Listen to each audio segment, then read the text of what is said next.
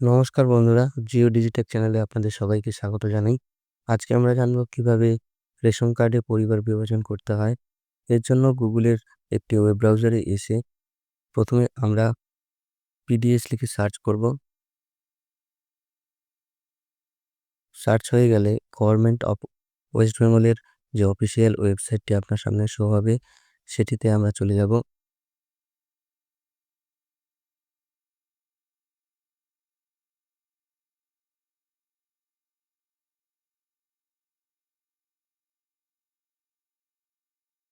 Official ওয়েবসাইটের মূল পেজে এসে এখানে সিটিজেন হোম যে অপশানটি রয়েছে, সেখানে আমরা ক্লিক করব।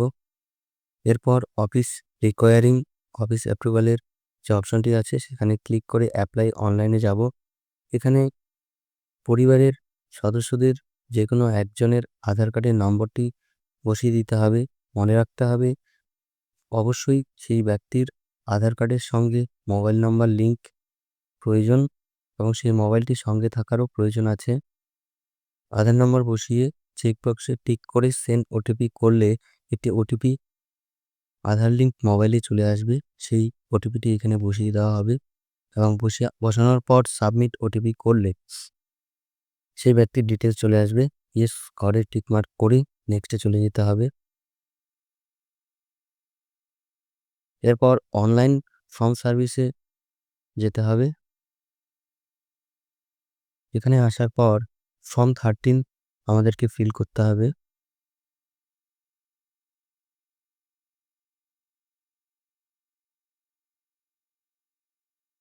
এরপর নেক্সটে চলে যেতে হবে।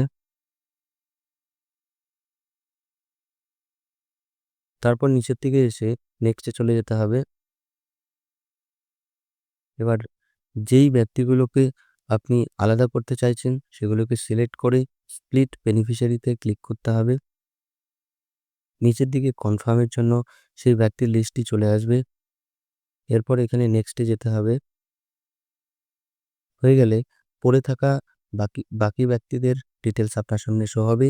এদের মধ্যে থেকে যে কোনো একজনকে সিলেক্ট করতে হবে আধার অথেন্টিকেশনের জন্য এবং মনে রাখতে হবে তার আধারের সঙ্গে যেন মোবাইল নাম্বার লিঙ্ক থাকে এবং সেই ফোনটি সঙ্গে রাখতে হবে। সিলেক্ট করে ভেরিফাই আধারে যেতে হবে এবং সেই আধারে একটি ওটিপি দিয়ে সাবমিট ওটিপি করলে ডকুমেন্ট চাইবে।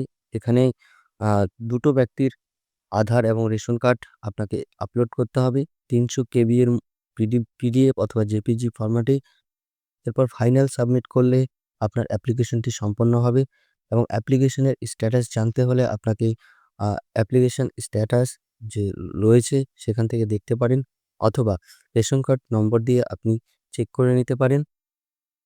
ধন্যবাদ আমাদের ভিডিওটি দেখার জন্য এবং চ্যানেলে নতুন হয়ে থাকলে সাবস্ক্রাইব করুন এবং শেয়ার করুন, অন্যকে জানানোর সুযোগ করে দিন। এভাবেই আমাদের পাশে থাকুন। আগামী দিনে আমরা আরও এগিয়ে যেতে পারবো। ধন্যবাদ।